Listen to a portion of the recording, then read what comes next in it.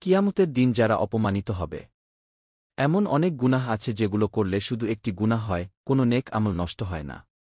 যেমন মিথ্যা বলা, চুরি করা, ঘুষ খাওয়া ইত্যাদি।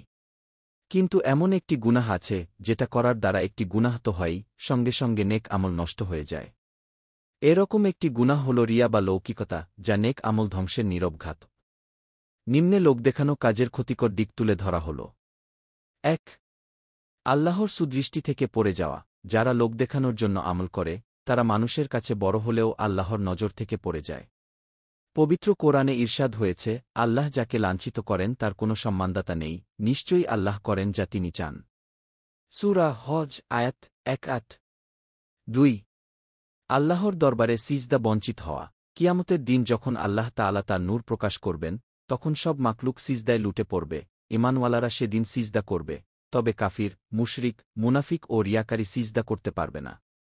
এ প্রসঙ্গে হাদিসে বর্ণিত হয়েছে, রাসূলুল্লাহ সাল্লাল্লাহু আলাইহি ওয়াসাল্লাম বলেছেন, যে ব্যক্তি দুনিয়ায় লোক দেখানোর জন্য সিজদা করত, কিয়ামতের ময়দানে তার কোমর একেবারে সোজা হয়ে যাবে, সে সিজদা করতে সক্ষম হবে না।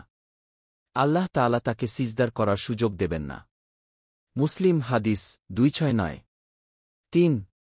রিয়াকারীদের অন্তর্ভুক্ত হবে। রাসূলুল্লাহ সাল্লাল্লাহু আলাইহি ওয়াসাল্লাম বলেছেন, যে ব্যক্তি মানুষকে দেখানোর জন্য এবং তাদের মধ্যে প্রসিদ্ধ লাভের জন্য বয়ান করে, আল্লাহ তাআলা তাকে কিয়ামতের দিন রিয়াকারী দলের অন্তর্ভুক্ত করে দেবেন।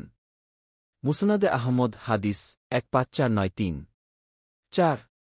কিয়ামতের দিন অপমানিত হবে। রাসূলুল্লাহ সাল্লাল্লাহু আলাইহি ওয়াসাল্লাম বলছেন, আমি তোমাদের উপর যে জিনিসটিকে বেশি ভয় করি, তা হল ছোট শিরক। সাহাবীরা বলেন, হে আল্লাহর রাসূল, ছোট শিরক কি? তিনি জবাব দিলেন, রিয়া।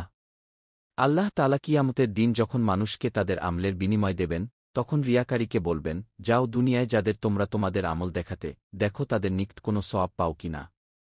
মুসনাদে আহমদ হাদিস ২৩৬৮১। আল্লাহ সবাইকে কোরআনের জ্ঞান অর্জন ও তা প্রসারের তাওফিক দিন। আমিন। দিন প্রচারের উদ্দেশ্যে ভিডিওটি শেয়ার করুন, পেজটি ফলো ও লাইক দিন এবং চ্যানেলটি সাবস্ক্রাইব করুন ও লাইক দিন। জাযাকাল্লাহ খৈরান।